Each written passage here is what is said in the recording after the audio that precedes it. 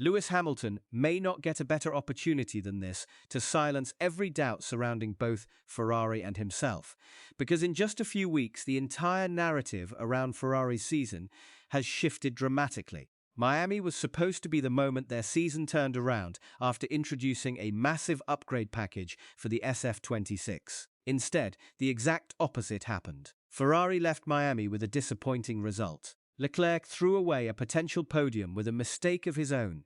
Hamilton once again found himself behind, and criticism surrounding Ferrari's project exploded across the paddock. Now, more and more people are starting to question whether Ferrari truly understands the development direction of their car. Even beyond that, a growing opinion suggests that Charles Leclerc is slowly becoming the center of Ferrari's project, while Hamilton still appears to be struggling to fully understand the characteristics of the SF26. But there is one important detail that keeps this story far from over. In terms of pure pace, Ferrari may not have looked nearly as bad as Final results suggested. Hamilton suffered car damage from the opening lap. Leclerc had the speed to fight near the front before his spin destroyed the race. Fred Vasseur even insisted that Ferrari's Miami upgrades worked exactly as expected. And several analysts believe Ferrari may actually be starting to uncover a much more competitive foundation for the long term. Then, the Formula One calendar moves to Canada. It's always been deeply connected to Lewis Hamilton, a track filled with heavy braking zones, walls close to the racing line, safety cars that almost always appear, and races that can completely change within a matter of laps. In conditions like these, Hamilton's experience and racecraft could become a massive factor. And for the first time this season, Ferrari may finally be arriving at a circuit that naturally fits Hamilton's strengths. That is why Canada feels much bigger than just the fifth race of the season, because what happens in Montreal could decide whether Ferrari is truly ready to fight at the front or whether they are slowly sinking deeper into their own internal pressure. So, will Canada become Ferrari's revenge race after the disappointment of Miami or the beginning of an even bigger crisis inside Maranello? If you enjoy sharp and detailed Formula One analysis like this, make sure to subscribe because there are still many important Ferrari stories that most people are not talking about yet. The strange thing about Ferrari's Miami weekend is that almost everybody inside the paddock seems to agree the final result told an incomplete story. On paper, 6th and 8th This looked like another frustrating weekend for a team already trying to keep pace with Mercedes and Red Bull. But the deeper analysts looked into Ferrari's performance, the harder it became to treat Miami as a straightforward failure. The reason starts with the scale of what Ferrari brought to Miami in the first place. This was not a small aerodynamic tweak or a minor floor revision. Ferrari introduced one of the most aggressive upgrade packages seen so far in the 11 revised components arrived together, including a heavily redesigned floor, new diffuser concepts, and revised side pod flow conditioners aimed at unlocking more load and improving the SF26's overall balance. Naturally, expectations immediately increased, but Miami quickly turned into chaos for Ferrari. Hamilton's race was effectively compromised within moments of the start after contact with Franco Colapinto damaged the aerodynamic surfaces on his car. That forced Hamilton into a completely different race from the one Ferrari had prepared for. Fred Vasseur later admitted, Hamilton spent much of the Grand Prix managing overheating issues and protecting the damaged car just to reach the finish. With Lewis, the race was largely about managing the damage from lap 1, Vasseur explained. That meant dealing with overheating and doing a lot of lift and coast just to bring the car to the finish. That alone made Hamilton's result difficult to evaluate properly. But on the other side of the garage, Ferrari had another problem entirely. Before his late race spin, Charles Leclerc looked genuinely competitive. There were moments where Ferrari's pace appeared strong enough to keep Leclerc inside the podium battle, especially in clean air. But as soon as traffic became a factor, the SF26 started revealing the same weaknesses Ferrari has been fighting throughout the opening phase of the season. Tire consistency dropped, balance became unpredictable. The car's narrow operating window became increasingly difficult to manage. There was a big performance delta between the part when Charles was leading and the later part of the race, Vasseur admitted afterwards. It is something we need to look into. And this is where the conversation around Ferrari becomes much more interesting. Because despite the criticism that followed Miami, several figures inside the sport believe Ferrari may actually have uncovered something important with this upgrade package. Former IndyCar race winner James Hinchcliffe argued that Miami's final classification distorted the overall picture. Without those incidents, Ferrari may have left Miami with a completely different narrative surrounding the SF26. That matters because Ferrari desperately needs evidence that its development direction is still working. Over the past few seasons, one of the biggest criticisms leveled at Ferrari has been inconsistency in car development. The team would often introduce upgrades that looked promising in simulations but failed to consistently improve performance across varying circuits and conditions. That problem becomes even more dangerous under modern Formula One regulations because aerodynamic testing time is now heavily restricted through ATR limitations. That problem becomes even more dangerous under modern Formula One regulations because aerodynamic testing time is now heavily restricted through ATR limitations. Former Ferrari race engineer Rob Smedley Reverse engineering data when track performance no longer matches simulation expectations. And yet Ferrari does not appear to believe Miami belongs in that category. In fact, some within the reverse engineering data when track performance no longer matches simulation expectations, and yet Ferrari does not appear to believe Miami belongs in that category. In fact, some within the Italian media believe the opposite may be true.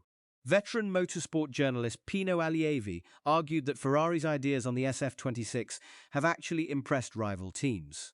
If anything, I've been surprised by the many ideas I've seen on the SF26, Allievi said, several of which have already been copied by rival teams. Former Ferrari engineer Francesco Cigarini went even further, suggesting the SF26 may actually represent a more competitive technical platform than Ferrari's previous cars. If you compare Ferrari's progress to last year, the car is more competitive, Cigarini explained. Ferrari has brought technical ideas and upgrades to the track that rival teams have noticed and then adapted for their own cars. But this is exactly where the pressure around becomes impossible to ignore. Because while Ferrari continues trying to understand its car, Leclerc increasingly looks like the driver naturally aligned with it. Race after race, Leclerc appears more comfortable extracting performance from the SF26's difficult characteristics. Hamilton, meanwhile, still looks caught between adaptation and frustration. Reports from the paddock suggest Hamilton has become increasingly involved in Ferrari's technical discussions surrounding the car's aerodynamic philosophy, particularly its front wing concept and airflow management around the front tires. This is not a small technical detail in modern Formula One. The way airflow behaves around the front wheel influences almost everything downstream, especially airflow quality towards the floor and diffuser. Red Bull's philosophy focuses heavily on creating strong outwash airflow around the tire to reduce turbulence. Ferrari appears to be pursuing a more inward airflow concept instead. Hamilton is believed to have raised concerns over whether Ferrari's direction creates instability in certain conditions, particularly in traffic, and that concern suddenly becomes very important heading into Canada. Because Circuit Gilles Villeneuve is one of the most punishing tracks on the calendar when it comes to braking confidence and car stability. Long straights immediately transition into heavy braking zones. Walls sit close to the very quickly. But historically, this is exactly the type of circuit where Hamilton becomes extremely dangerous. Only Silverstone and the Hungaroring have delivered more victories for Hamilton in Formula. In the front of the car around Montreal, lap time disappears very quickly. But historically, this is exactly the type of circuit where Hamilton becomes extremely dangerous. Only Silverstone and the Hungaroring have delivered more victories for Hamilton in Formula One than Canada. Montreal has consistently rewarded the strengths that made Hamilton so dominant for so many years. Late braking, race management, tyre understanding, and the ability to thrive in chaotic races where strategy constantly changes. That is why former Formula One driver Jolyon Palmer believes Canada could become a defining weekend in Hamilton's Ferrari career. Canada offers the perfect opportunity for a reset, Palmer explained on the F1 Nation podcast. The concern for Ferrari is obvious. If Hamilton cannot close the gap to Leclerc at one of his strongest circuits, the narrative surrounding Ferrari's internal dynamic could change very quickly. And that narrative is already beginning to form. Former Formula One driver Nelson Piquet Jr. recently claimed that Leclerc has effectively become Ferrari's lead driver already. Leclerc is the #1 driver while Hamilton is #2, Piquet Jr. said. Right now, Hamilton finishes behind him in about 80% of the races. That may sound harsh, but the statistics are beginning to support the broader argument. Leclerc currently looks more naturally synchronized with the SF26, particularly in qualifying and low-speed balance management. And yet, Canada still offers Hamilton a real chance to change that perception. Not only because of his own record there, but because the circuit itself may help expose Ferrari's underlying pace more clearly than Miami did. Montreal rewards confidence and driver commitment under braking. It also creates unpredictable races where strategy, timing, and experience can completely reshape the order within seconds. The 2026 regulations may amplify that unpredictability even further.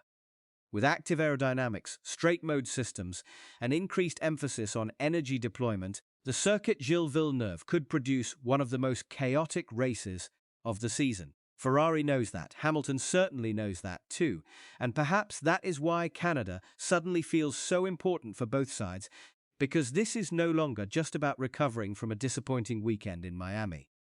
This is about proving Ferrari's project still has direction, proving Hamilton can still become the driver Ferrari believed it was signing, and proving the SF26's potential is real before the pressure inside Maranello becomes much harder to control. The danger for Ferrari is that Formula One narratives harden very quickly. A few more difficult weekends, and the discussion will no longer focus on whether Ferrari's upgrades worked. Instead, the conversation will become whether Ferrari built a car that only one of its drivers can truly understand. That is the scenario Hamilton needs to stop immediately, because if Ferrari finally unlocks the true pace hidden underneath the chaos of Miami, Canada could become the race that completely changes the direction of its season. But if the same problems appear again, if Leclerc once again looks comfortably ahead, and if Hamilton still struggles to fully trust the car underneath him, then the criticism surrounding Ferrari's project may become impossible to contain. So, heading into Montreal, what do you think? Is Ferrari about to reveal the true potential of the SF26 and begin its fight back against the front-running teams, or are we watching the early signs of another internal Ferrari crisis beginning to unfold? Let me know your thoughts in the comments below.